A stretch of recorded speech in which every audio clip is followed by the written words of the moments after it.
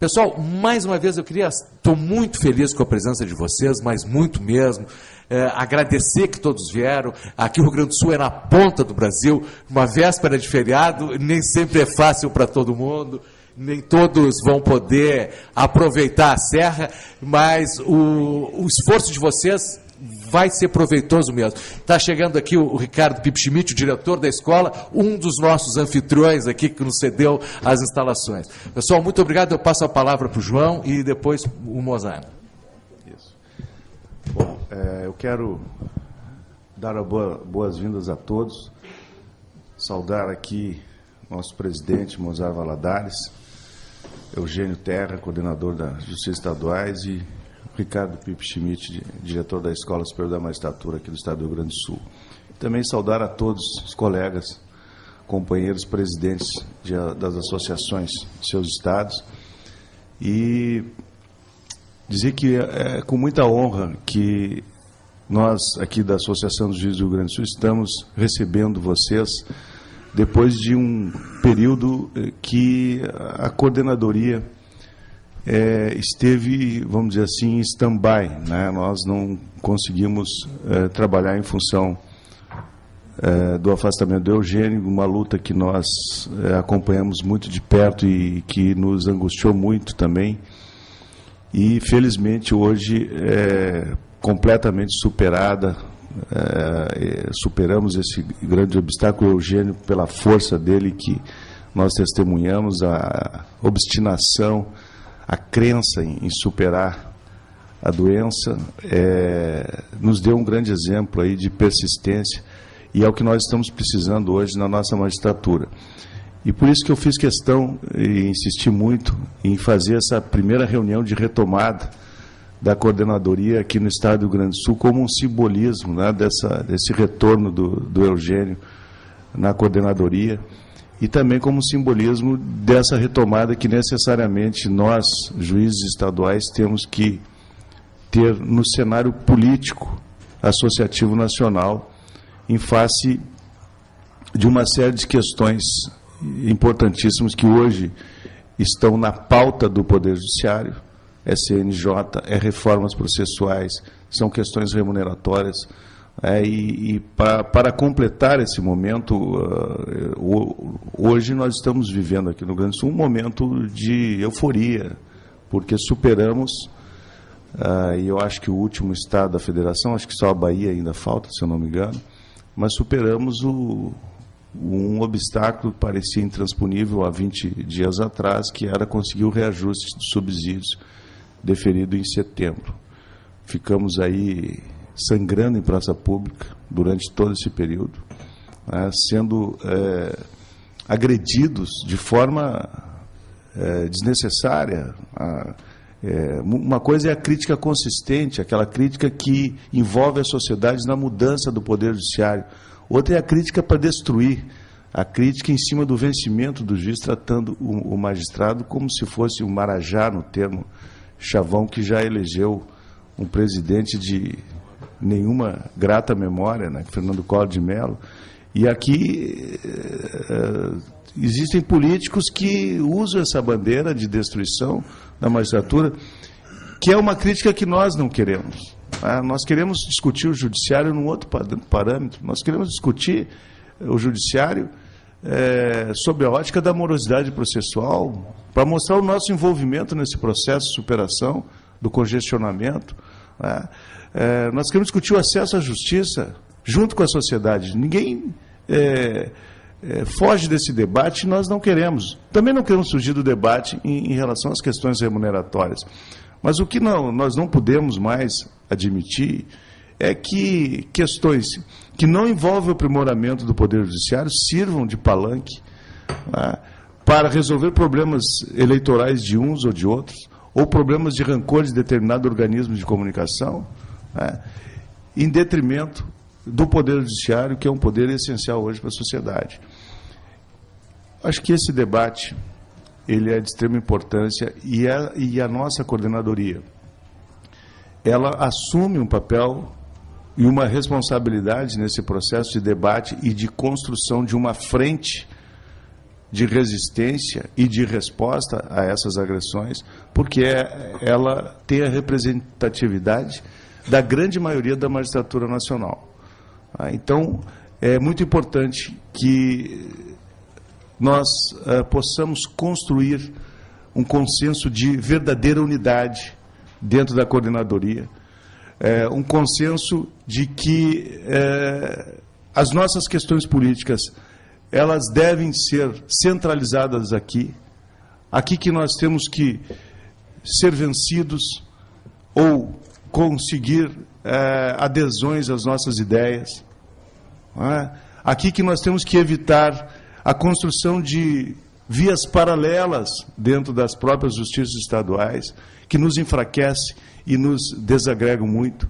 Nós temos um exemplo marcante em Minas Gerais, que a política, a forma política de condução, a condução política de Minas Gerais gerou uma entidade paralela que atinge todo o Brasil. Agora há pouco ingressou no CNJ contra o tribunal para receber a PAI, quando nós já tínhamos tratado, haviam tratativas administrativas com o tribunal, ela se dizendo legítima representante da magistratura gaúcha, ingressa no CNJ contra o Tribunal de Justiça. Eu desconheço até se existe algum associado aqui da Ana Magis, no Rio Grande do Sul. Nós não sabemos, eu andei procurando sobre essa informação. Quer dizer, essas vias paralelas nós podemos evitar aqui na coordenadoria estadual. Acho que nós temos que ter essa dimensão e resolver as nossas questões aqui dentro. Porque se nós não tivermos condições de fazer isso, a nossa democracia interna está muito fragilizada. Então é muito importante que a AMB, que cedia a coordenadoria, que é um braço político importantíssimo, mais importante da coordenadoria, que a AMB continue, vamos dizer assim, monopolizando, no bom sentido, as discussões políticas em torno da magistratura nacional, principalmente da magistratura estadual.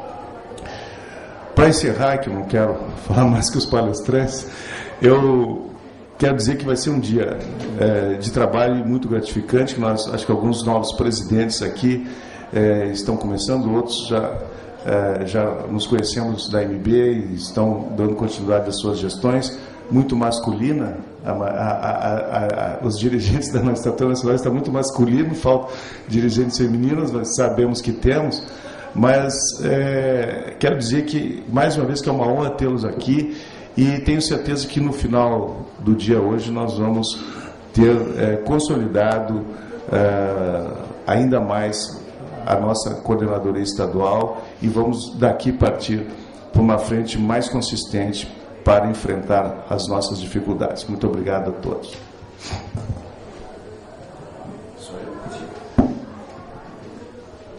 Bom dia a todos. Externar primeiramente a minha alegria, o meu contentamento de participar da reunião da coordenadoria estadual e registrar aqui o esforço, a dedicação para que essa reunião acontecesse do presidente João Ricardo, da Júris, que está há pouco tempo na presidência da Associação dos Juízes do Rio Grande do Sul, do esforço também da dedicação do coordenador Eugênio Terra, que idealizou essa reunião aqui em Porto Alegre, para que nós pudéssemos retomar esse fórum importantíssimo, como disse João Ricardo, com muita clareza, com muita propriedade, que é a coordenadoria da Justiça Estadual. Então fica aqui os nossos agradecimentos, o nosso reconhecimento pelo esforço de João Ricardo e pelo esforço de Eugênio Terra, para que nós pudéssemos hoje estarmos aqui discutindo temas de interesse da magistratura brasileira. Quero cumprimentar meu querido amigo Ricardo Pipe Schmidt, diretor da Escola da Magistratura do Estado do Rio Grande do Sul, e gostaria de repassar para vocês algumas informações. Nós, o Conselho Nacional de Justiça, a pedido do presidente Gilmar Mendes, do Supremo Tribunal Federal e do próprio Conselho Nacional de Justiça, instituiu 2 comissões, e essas comissões, uma é presidida, é coordenada pelo ministro Ives Granda, e a outra pelo conselheiro Jefferson de Santa Catarina. e essas duas comissões vão tratar de dois assuntos que, ao meu sentir, são dois assuntos que mais preocupam, que mais causam inquietação à magistratura brasileira, que é exatamente a questão previdenciária e a questão de uma política remuneratória. João Ricardo, há poucos minutos, acabou de relatar o calvário que a magistratura do Rio Grande do Sul passa para conseguir uma revisão aquém dos índices inflacionários que nós vivemos nesses últimos 3 anos. Só o Rio Grande do Sul foi o último estado da federação a instituir a modalidade de subsídios para remuneração. E agora passa, mais uma vez, por essa exposição desnecessária, requerendo, pleiteando, né, uma revisão que, exceto o Rio Grande do Sul e a Bahia, todos os estados, eu creio, já conseguiram desde o ano passado fazer esta revisão. Então, esses dois assuntos estão em pauta no Conselho Nacional de Justiça. Nós temos aqui um colega, Cláudio, do Rio Grande do Sul, que foi indicado pela MB como membro dessa comissão que está tratando da questão previdenciária, e eu tenho certeza absoluta que as entidades estaduais podem dar uma grande contribuição, grandes sugestões a essa comissão, através do nosso colega, para que nós possamos ter uma tranquilidade sobre o futuro de todos nós, que é a questão previdenciária. Então, a MB tanto tem representante na comissão que vai traçar uma política remuneratória para a magistratura nacional, como também tem na questão previdenciária. Então, esse colegiado, Eugênio, pode dar uma grande contribuição, municiando, sugerindo àquelas comissões algumas ideias para que nós possamos sair do Supremo para a via legislativa, para o Congresso Nacional, com uma proposta que traga uma tranquilidade nesses dois aspectos. Eu gostaria também de tocar em dois assuntos que estão em pauta a nível nacional, que é a questão das férias da magistratura brasileira e a questão da aposentadoria compulsória com penalidade administrativa. As férias, esse tema ressurgiu no âmbito nacional em virtude de uma declaração do ministro César Peluso, né, que vai no dia 23 assumir a presidência do Supremo Tribunal Federal. Inclusive, no dia 23 nós vamos fazer a reunião da Coordenadoria Estadual e do Conselho de Representantes em Brasília, coincidindo com a posse do ministro César Peluso, né, para que todos possam prestigiar e assistir a posse do novo presidente do Supremo Tribunal Federal. No dia 22, no dia anterior, é a posse do ministro Ricardo Lewandowski na presidência do Tribunal Superior Eleitoral, e no dia seguinte é a posse do ministro César Peluso.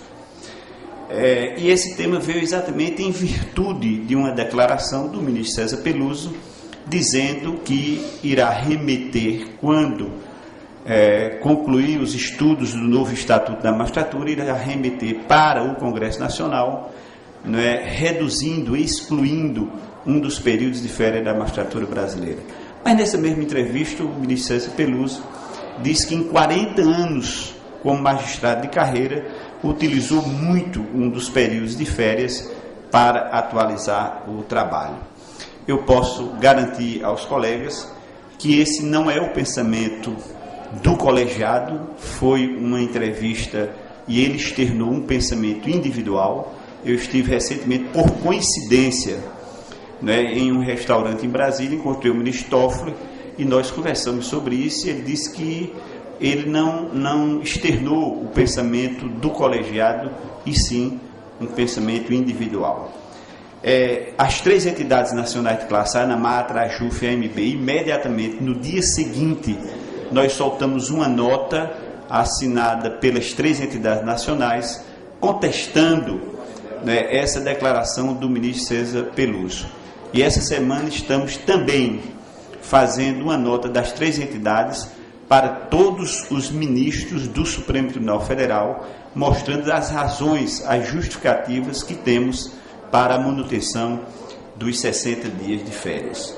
Eu participei o ano passado, e ainda era presidente do Conselho Federal da OAB, o César Brito, lá de Sergipe, e nós participamos de 2 ou 3 reuniões no gabinete do senador Demóstenes Torres de Goiás, que é o presidente da Comissão de Constituição e Justiça do Senado Federal. E lá chegamos a um acordo, e esse acordo foi transformado numa proposta de emenda constitucional de autoria de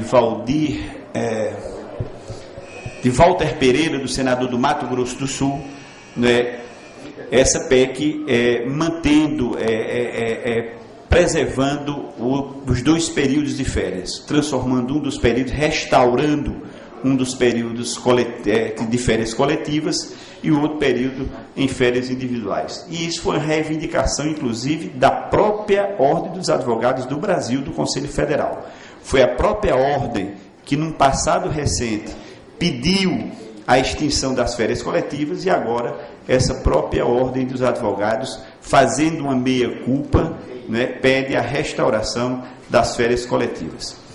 E ali nós fizemos um acordo preservando o principal e abrindo mão de qualquer tipo de recesso em favor da preservação dos 60 dias. E se nós conseguíssemos levar adiante essa proposta, nós, além da preservação dos 60 dias, nós iríamos inserir no texto constitucional que, quando viesse esse tema novamente à discussão, teriam muito mais dificuldade de revogar em virtude de precisar de uma nova emenda constitucional e de um quórum qualificado para que nós pudéssemos perder um dos períodos de férias.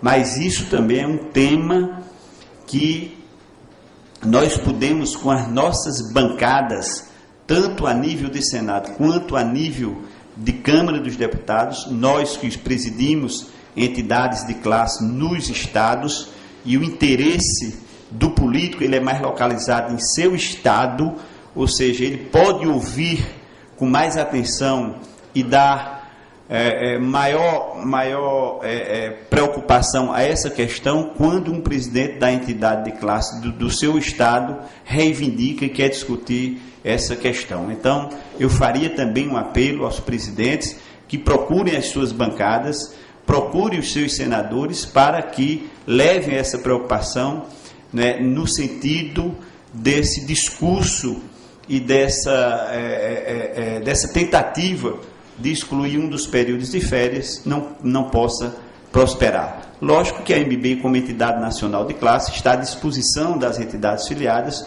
para se deslocar o mesmo em Brasília e conversar, né, juntamente com as entidades filiadas nesse intuito. E fizemos assim, agora também com outro tema que veio à tona em virtude da quantidade de aposentadorias compulsórias que estão sendo aplicadas pelo Conselho Nacional de Justiça. Só em um estado da federação, e é de conhecimento de todos, Mato Grosso, de uma só decisão foram 10 aposentadorias compulsórias, 7 magistrados do primeiro grau, 3 desembargadores, inclusive o presidente do Tribunal de Justiça daquele estado, e na última sessão veio mais uma de outro desembargador, 11 aposentadorias compulsórias de uma só decisão. E aí, em virtude disso, veio o tema: é premiação ou é punição? Né? E eu estive recentemente em companhia de Jordani Dourado, do Acre, com o senador Tião Viana, né, colocando para ele algumas preocupações, agora que ele é membro titular da Comissão de Constituição e Justiça do Senado. E um dos temas, além de férias, além de aposentadoria compulsória, também foi o resgate, a restauração do adicional por tempo civis da magistratura. Tive esse ano com o senador Romero Jucá, que foi quem retirou, quem pediu vistas do processo do projeto de lei de restauração do ATS, que é de redatoria de Valdir Raupp de Rondônia, fazendo um apelo a ele que retornasse com esse processo para discussão, para que tivesse continuidade a discussão na Comissão de Constituição e Justiça. Ele me assegurou que estava em tratativas com o ministro Paulo Bernardo do Planejamento e iria dar uma preferência em retornar com esse tema para discussão a nível de Comissão de Constituição e Justiça do Senado. Mas todos nós conhecemos o nosso Congresso Nacional e sabemos, ninguém aqui é ingênuo, né, de imaginar que o Congresso possa dar uma resposta a qualquer tema de importância, né, principalmente no ano eleitoral. Nós estamos um Congresso, no ano de 2010, contaminado pelo processo eleitoral. Em uma de suas casas, né, nós vamos ter a renovação de 2/3, que é o Senado Federal. Então, a minha expectativa é que nada de importante, é que nenhum projeto que cause, que não tenha um mínimo de consenso, possa ser votado nem na Câmara, nem no Senado Federal. Mas isso não impede e isso não justifica que nós, como líderes associativos, possamos recuar ou deixar de procurar nossas bancadas para levar essas preocupações com esses temas e outros, mas esses que eu relacionei, esses que eu enumerei, são, na minha visão, ao meu sentir, os problemas e os temas que mais nos preocupam nesse momento. Eu quero terminar essa minha intervenção, mais uma vez, parabenizando João Ricardo, parabenizando Eugênio Terra, e prestando a solidariedade, e eu tenho certeza absoluta que nesse momento eu falo por todos os colegas que aqui estão, a solidariedade à magistratura do Rio Grande do Sul pelo momento que ela vem passando. Muito obrigado a todos vocês.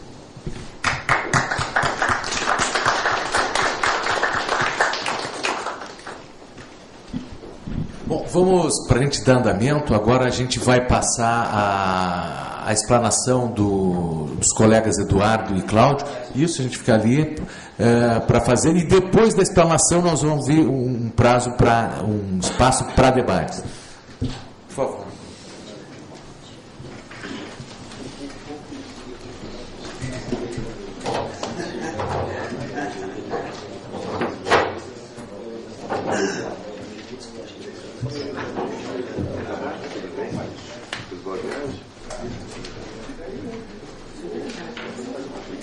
Comandante, tudo bem?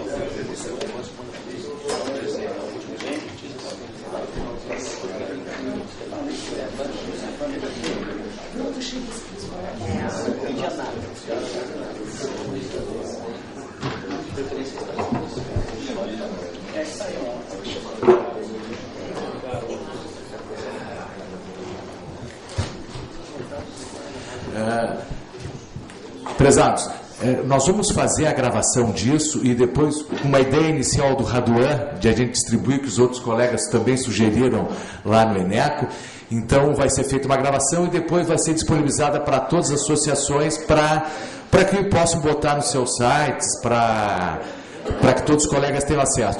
Então eu vou pedir, quando se der os debates, que as perguntas sejam feitas no microfone, tá? Que vai estar disponível, né? Para que fique tudo gravado, tá? Colegas, Cláudio e Eduardo. Bom, muito bom dia a todos. Dizer em primeiro lugar da satisfação do convite para participar desse encontro, poder falar para esse quórum qualificadíssimo, né? Dizendo que fico bastante à vontade por se tratar especialmente das justiças estaduais, né? Que tem algumas questões que são bem comuns, né? Sobretudo em relação à questão previdenciária. Cumprimentar aí o Eugênio, né? Nosso querido estimado, pela essa retomada aí, que nos deixou bastante preocupados durante todo esse período, mas felizmente teve esse bom desiderato. Também cumprimentar aqui o nosso companheiro de mesa, o doutor Eduardo Ulin, que vai nos brindar aí também com o mesmo assunto, o tema da Previdência, com o enfoque da Previdência Complementar. Bom, acho que só tem que botar como é que inicia ali o slide, só um pouquinho. Peraí, eu acho que está minimizado ali.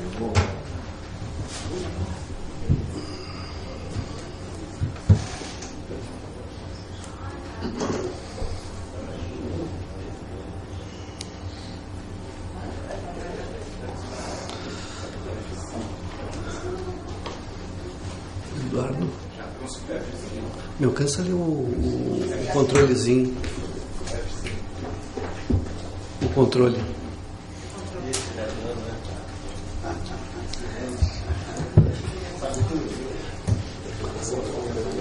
Também pode ser. Bom, o tema que eu vou tratar no âmbito da Previdência, inicialmente, essa breve exposição, ele trata exclusivamente da questão do gestor único, né? Cuja previsão está no artigo 40, parágrafo 20 da Constituição, que foi introduzido pela emenda 41, nesta forma como consta aí. A par de ser um problema jurídico, eu também diria que ele não é estritamente jurídico, né? Ele pode ser defensável sob o ponto de vista jurídico, como eu vou tentar expor, mas ele também é, sobretudo, uma questão política que precisa ser tratada no âmbito do Poder Legislativo, do Poder Executivo, do Congresso Nacional e também do CNJ, como agora se oportunizou. Então, eles têm vários flancos de atividade, né, para se defender, digamos assim, a possibilidade da manutenção dessa gestão do sistema de previdência no âmbito do Poder Judiciário, né.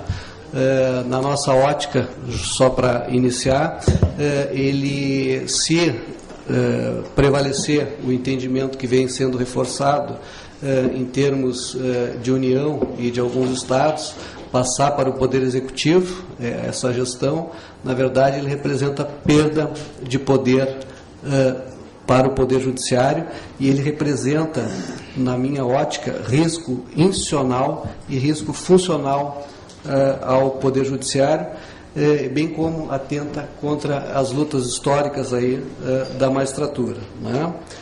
Então, o primeiro objetivo vai ser tentar demonstrar exatamente isso, que ele traz riscos, né, ao nosso funcionamento, às nossas autonomias, né, aos princípios de separação do poder, às prerrogativas da magistratura. E, num segundo momento, dizer também que nos parece que é falsa essa ideia da existência de um gestor único, na medida em que a própria emenda que criou o gestor único, ela já contempla uma primeira exceção, né? Essa exceção, dessa ressalva, ela se aplica aos militares, ou seja, os militares não estarão vinculados ao gestor único, né? Então nós já temos aí uma duplicidade inicial de gestor único, mas existe uma outra, que o tema vai ser tratado pelo Eduardo, mas muito mais grave, né?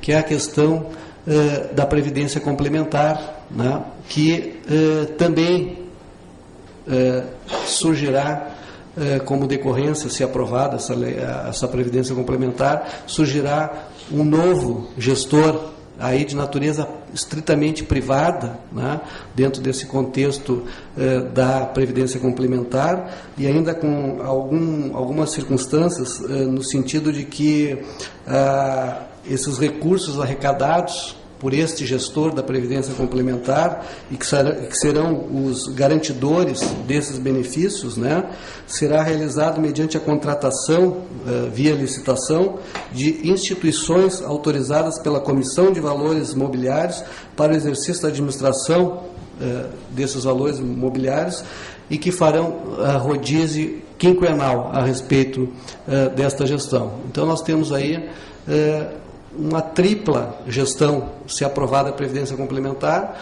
uma que vai ficar fora do Poder Judiciário, no âmbito do Poder Executivo, normalmente, outra dos militares e a outra desta Previdência Complementar, se vier a ser aprovada, né? Então, a primeira indagação que pode-se fazer é se exatamente a gestão da Previdência traz riscos e enfraquecimento às garantias institucionais e funcionais do Poder Judiciário, né? Nós entendemos que sim, né?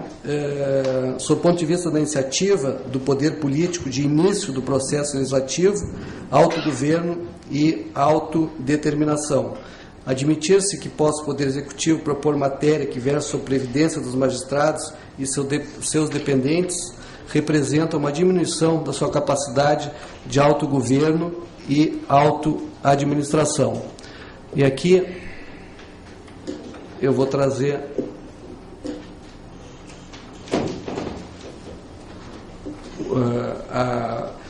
o artigo 93, inciso 6, que trata da iniciativa do Poder Judiciário, através do STF, para tratar justamente da aposentadoria dos magistrados e a pensão dos seus dependentes, né? Que estaria, então, incluído dentro da iniciativa do Poder, para propor o processo legislativo em relação à aposentadoria, estaria incluindo dentro deste poder de iniciativa a própria questão do gestor único. Se nós admitirmos que o próprio Poder Executivo possa levar para si a gestão, acaba, então, enfraquecendo justamente essa iniciativa, né, que entendo que ela integra aí justamente as garantias de autonomia financeira, autonomia administrativa e o próprio princípio da separação dos poderes, onde se inclui a questão da propositura, então, do início do processo legislativo em relação a esses temas, né? E trabalhando dentro de uma ideia de que seja implantado, então, fora do Poder Judiciário, né, e dentro de uma ideia de trabalhar nos limites que esse novo sistema apresentaria, acho que são possíveis questionamentos a respeito, por exemplo, de como ficaria a aposentadoria por invalidez do magistrado localizada lá no Poder Executivo, né? O presidente do Tribunal de Justiça ou é o diretor, então, desta instituição previdenciária vinculada ao Poder Executivo é que vai aposentar o magistrado? Poderia o gestor único aposentar, então, o magistrado por invalidez à revelia do próprio judiciário, do Poder Judiciário? É uma possibilidade, na medida em que se passa inclusive o ato de concessão da aposentadoria ao Poder Executivo, né? Há uma possibilidade, né? Independentemente, eventualmente, algum juiz que possa estar decidindo alguma coisa a respeito dos interesses do governo, né? E que, eventualmente, possa trazer algum problema para esse mesmo governo, pode, eventualmente, o próprio presidente desse Instituto de Previdência localizado no Poder Executivo aposentá-lo, né, criando sérios embaraços aí dentro desta ótica, né? E aí acho que é interessante trazer um acórdão que é lá do Mato Grosso também, por sinal, né? Lá foi criada a figura da aposentadoria compulsória fora do modelo previsto na LOMAN, e o próprio Supremo Tribunal Federal, numa ADIM, né, entendeu que isso contrariava exatamente, né, a iniciativa do Poder Judiciário de propor, dentro daqueles modelos da LOMAN, as possibilidades de aposentadoria. Esta, por via indireta, lá foi direta no Mato Grosso, que foi criada por lei, mas por via indireta aqui nós estaríamos autorizando que o Poder Executivo, através de um diretor-presidente, que normalmente é nomeado pelo próprio Poder Executivo, interferir diretamente, não fora da atividade do jurisdicional, mas dentro, naquele que está em exercício. Isso nos parece que fere aí as garantias institucionais do próprio Poder Judiciário, né? De outra forma, também pode passar a interferir no próprio conteúdo ou manutenção do ato de aposentadoria, e do seu conteúdo passa a ser do próprio Executivo. Ele é que vai determinar, então, a modalidade da aposentadoria, o conteúdo do ato de aposentadoria, independente do entendimento que possa ter o Poder Judiciário.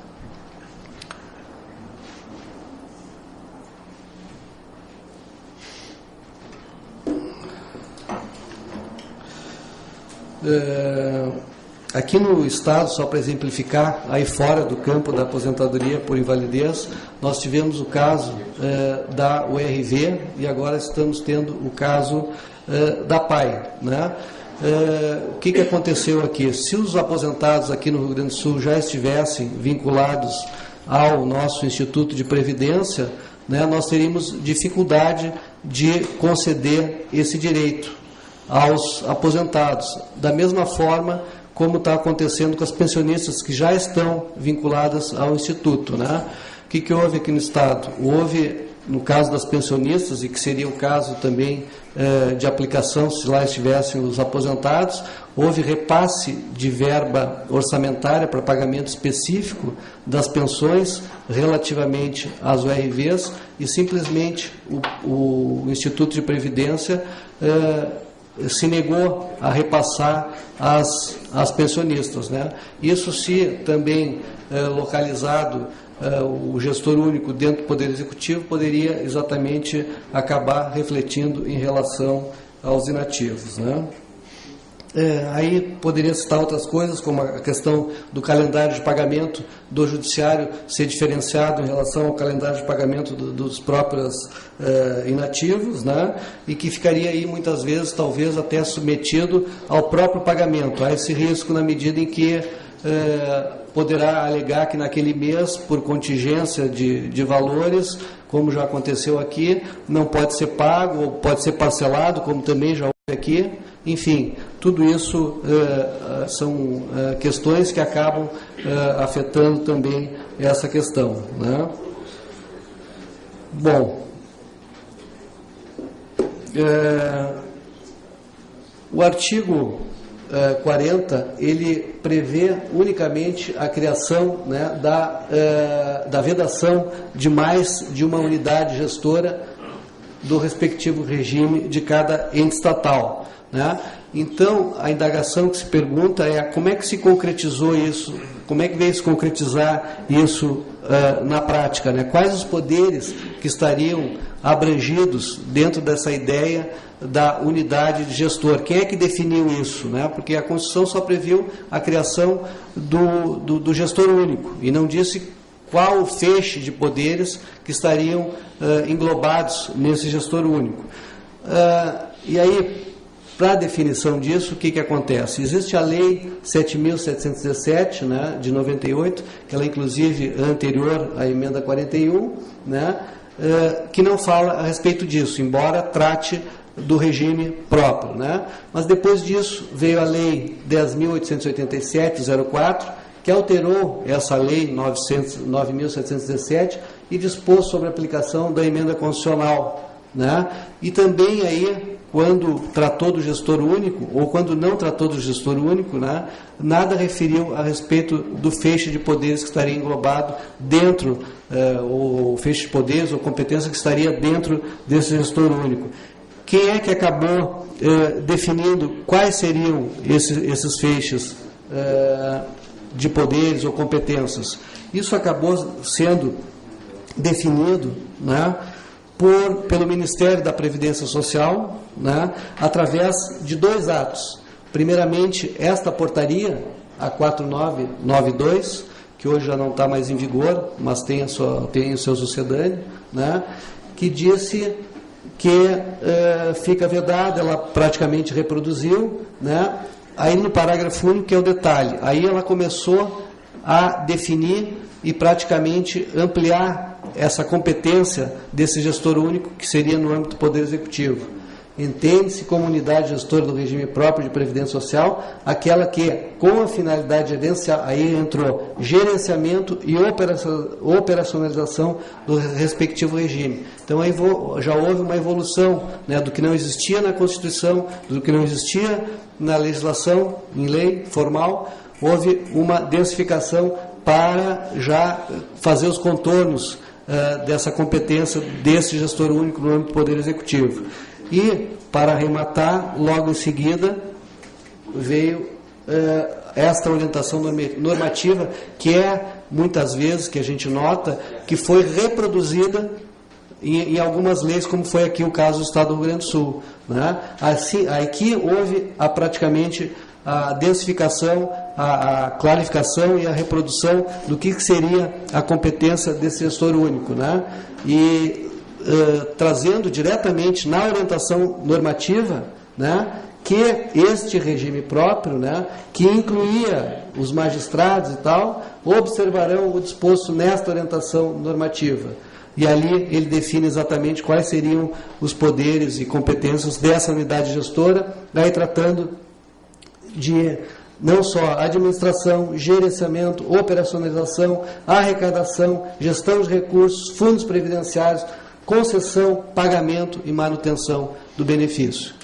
Esta, então, foi a evolução, entre aspas, legislativa, né, porque acabou sendo dado por atos normativos infralegais, portarias do Ministério da Previdência, que se arvoraram, então, no direito de estabelecer esse tipo de competência do gestor único, que não estava na Constituição, não estava naquelas duas leis e que acabou se densificando em várias legislações estaduais, né? Eu trago aqui a respeito desse tema uma interessante decisão que foi dada na Ação Civil Originária 831 do Paraná, né? E essas orientações e portarias administrativas, elas tiveram origem no artigo 9º da Lei 9.717, né? Que ela fala justamente em que caberia ao Ministério da Previdência e Assistência Social supervisionar, orientar, sob pena de sanção. Aí o que aconteceu lá no Paraná e também aconteceu aqui no estado do Rio Grande do Sul, né? Como o Paraná, e o Estado do Paraná e a Paranaprev, se não me engano esse é o nome, eles precisavam obter um certificado de regularidade de previdência, né? E mais contratar alguns empréstimos e repasses que eram sanção, né? E não estavam tendo a possibilidade, em função da questão do gestor único, eles ingressaram com essa ação originária, que já foi julgada, né? E foi dada a tutela antecipada, no sentido de que essas regulamentações, né, e o próprio artigo 9º da lei, muito mais que as próprias orientações, que foram muito mais densificadas, o próprio artigo 9º, ele extrapolava a ideia de norma geral que é atribuída à União no âmbito da Previdência, né? O próprio artigo 9º que deu origem a isso extrapolava. Então, quanto mais, né, o resto, em termos de portaria e orientação normativa. Bom, aqui no Estado, o que aconteceu? Aconteceu exatamente estas questões, né? Houve uma reprodução, né, do que foi referido nessa orientação normativa. Esta lei, ela acabou sendo votada no âmbito da Assembleia Legislativa sem qualquer diálogo com o Poder Judiciário. Foi um ato unilateral do Poder Executivo, que remeteu simplesmente sob a justificativa que precisava do certificado de regularidade da Previdência. Foi aprovado, né, no âmbito da Assembleia, sem qualquer discussão, e de direito, então, juridicamente, nós, magistrados, estaríamos desde o ato de concessão, né, manutenção da sua aposentadoria, já teoricamente, então, em tese, estaríamos vinculados ao Poder Executivo. Mas, na prática, isso nunca ocorreu. Porque houve justamente aí um embate político do Poder Judiciário junto ao Poder Executivo, né? Dizendo que não íamos aceitar, dizendo que havia inconstitucionalidade, né? Que, se fosse o caso, nós iríamos ingressar em juízo, e houve um recuo. E quando é que começou a se travar a luta? Desde 2008, no âmbito de levar os inativos do Poder Executivo, do Poder Judiciário para o âmbito do Poder Executivo.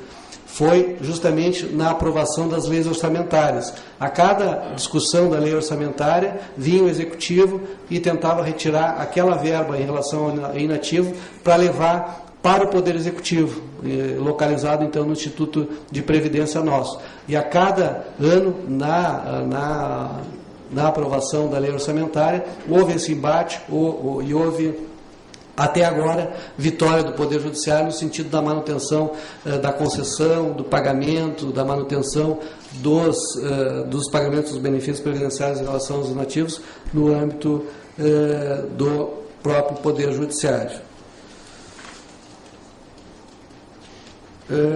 Aqui, além disso, e isso talvez seja para aqueles estados onde possa ter ocorrido a mesma coisa que aqui no Rio Grande do Sul, aqui o Tribunal de Contas, né, ele acabou, em sessão plenária do seu Tribunal de Contas, baseado em informação técnica e parecer de conselheiro auditor substituto, ele acabou reconhecendo também esta autonomia do Poder Judiciário, dizendo que a interpretação desta lei ela teria que ser conforme, no sentido de ela pode ser aplicada, mas além dela existem a autonomia administrativa, financeira, princípio da separação dos poderes, e isso então, em relação ao Judiciário, Ministério Público, Tribunal de Contas, estaria preservada, e é isso que tem então nos mantido fora do Poder Executivo, né, os magistrados fora, os servidores fora do Poder Executivo, né, com base nesse parecer, mas de qualquer maneira, mesmo apesar da existência dessa decisão do Tribunal de Contas, como eu disse, a cada lei orçamentária havia esse embate político, né? Bom, aqui é um fato paralelo, mas que eu acho que é importante trazer, a título de que foi remetido à Assembleia tanto a questão do gestor único, quanto aqui nós temos um projeto da Previdência complementar, incluindo os magistrados. A que título, né? O Estado do Rio Grande do Sul firmou um contrato com o Banco Internacional, o BIRD, né, de 1 bilhão e 1,1 bilhão de dólares, né, para fazer os seus ajustes fiscais, né, e uma das cláusulas desse contrato, né, das cláusulas desse contrato é justamente os dois itens da Previdência, né? Um é que a gestão seja única, né, e outro é que também se crie, então, a Previdência complementar para todos os servidores, incluindo aí os magistrados, né? Então, esta, como eu coloquei no início, me parece que é uma questão política, né, que não atende qualquer interesse da magistratura, mas sim está a serviço, então, de uma ótica financeira, né, que acho que é prejudicial. E não é à toa, aqui a gente recebe o boletim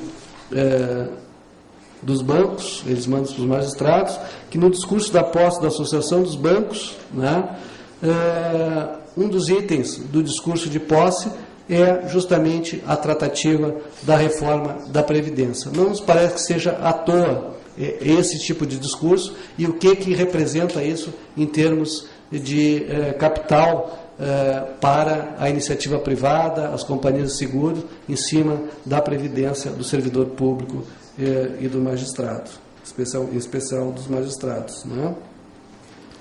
Bom, eu fiz um apanhado em relação a alguns estados aí da federação, e até é interessante porque às vezes a gente tem um retrato aqui normativo, né, que não representa a prática, né?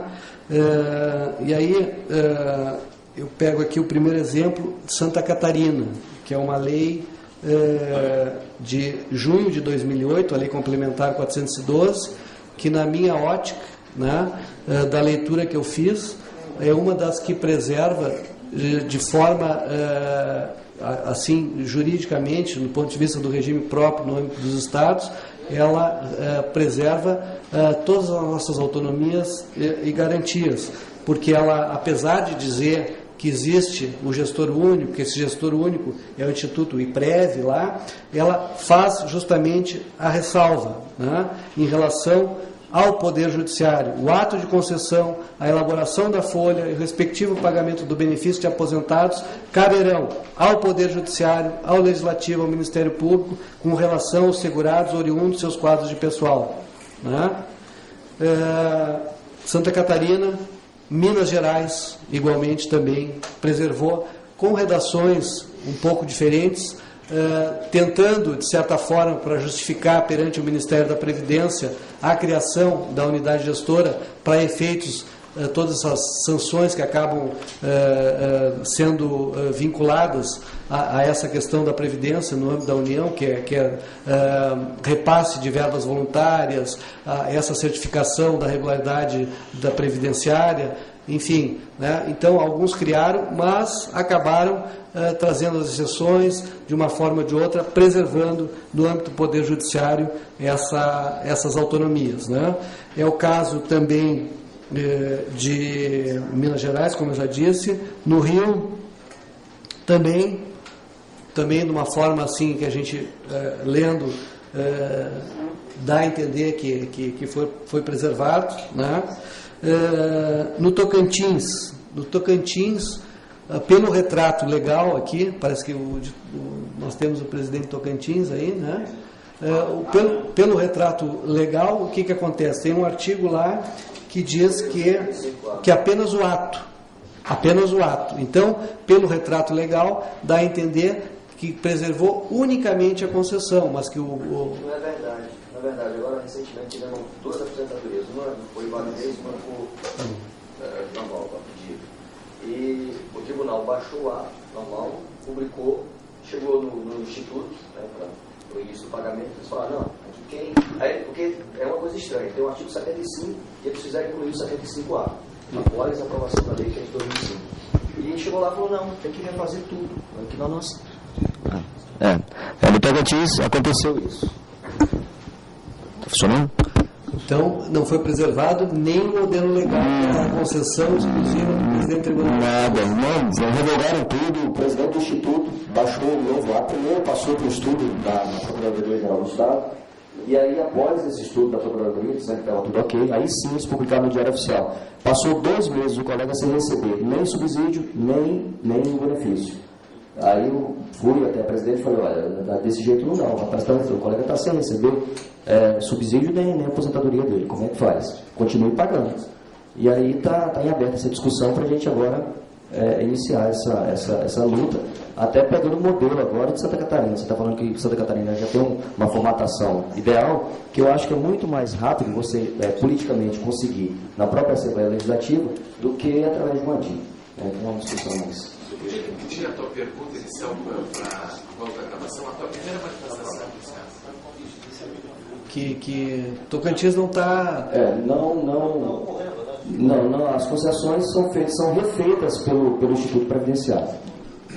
Bom, inclusive, então, é mais grave porque é o descumprimento da própria legislação estadual que preservou pelo menos a concessão. Que é confusa. Tem um artigo 75 que dizia que não, e depois que era o Instituto, e depois veio o 75A dizendo, uma legislação posterior, dizendo que a concessão seria do chefe do poder.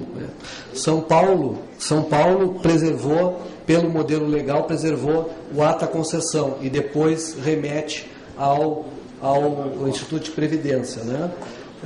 Na Bahia, pelo que eu vi, não foi preservado nada, pelo menos o modelo legal não revela a preservação de qualquer dessas competências no âmbito do Poder Judiciário, né? Bom, o que nós fizemos aqui no Rio Grande do Sul em relação à aprovação dessa lei, né? Que talvez possa ser objeto, então, de articulações políticas no âmbito do Estado, né? Nós, a cada embate do orçamento, a gente diz, olha, não vamos cumprir, temos autonomia, vamos a DIN, nós iríamos propor, inclusive, aqui no âmbito do Estado, né? Não seria, né? Seria no âmbito do Estado.